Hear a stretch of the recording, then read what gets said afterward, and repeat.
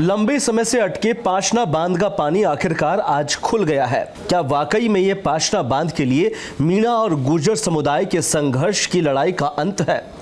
दरअसल पिछले कुछ दिनों से राजस्थान के पाशना बांध को लेकर एक विवाद छिड़ा, जहां पर कमांड क्षेत्र में पानी छोड़ने की मांग को लेकर एक महापंचायत हुई। इस महापंचायत में कई महत्वपूर्ण निर्णय हुए, लेकिन इस महापंचायत को समाप्त करा दिया डॉक्टर किरोड़ीलाल मीणा, जो राजस्थान के कृषि मंत्री है।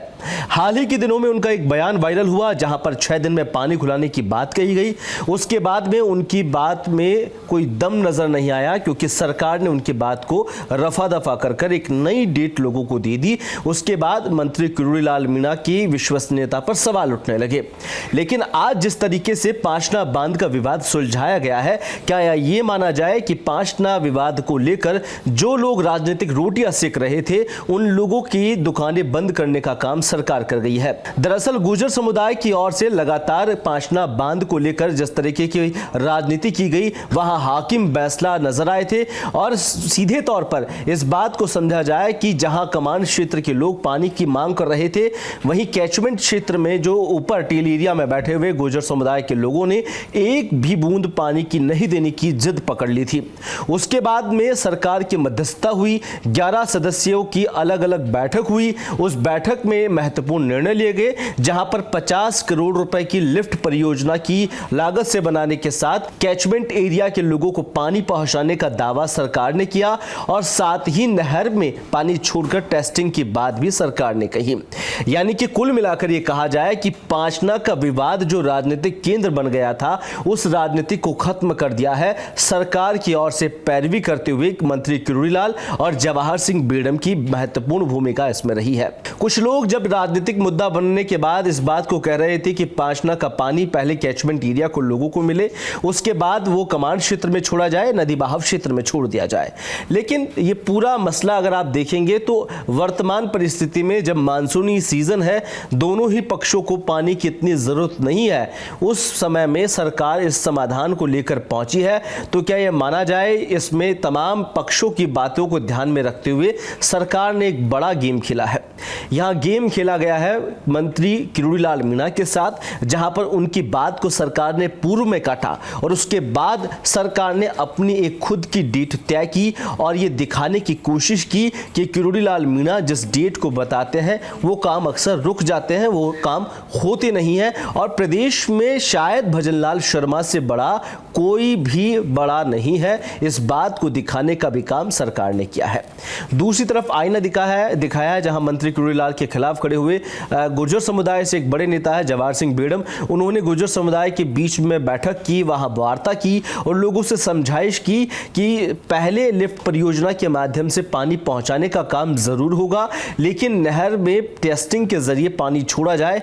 एक बार मालूम चले कि कितना पानी नहर परियोजना के दौरान कहां तक पहुंचता है, इस बात की भी टेस्टिंग की जाएगी। तो ये बात तय है कि आज अगर टेस्टिंग हो रही है तो ये टेस्टिंग आज होकर ये बंद कर दी जाएगी, और ये तब तक बंद रहेगी जब तक लिफ्ट परियोजना के माध्यम से कमांड एरिया को पानी तभी मिलेगा जब कैचमेंट एरिया के लोगों को पानी पहुंचाया जाएगा।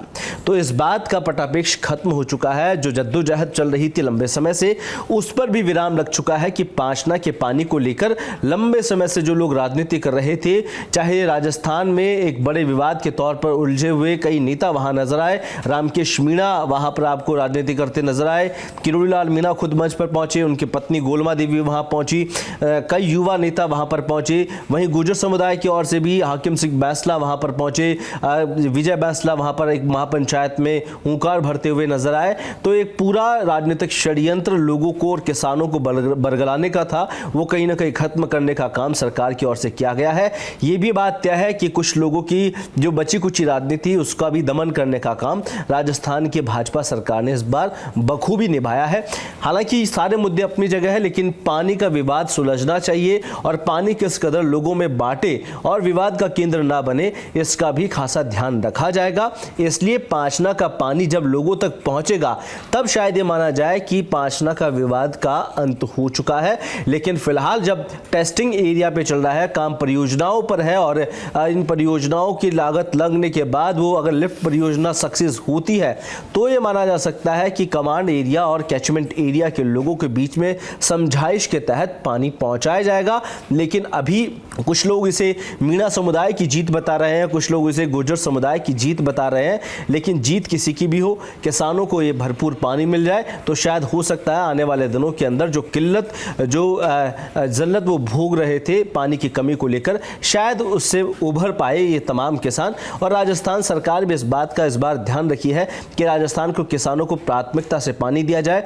राजनीति से ऊपर उठकर इस बार सरकार ने जो काम किया है वो शायद इस बार में बड़ी पहल मानी जा सकती है सरकार की ओर से।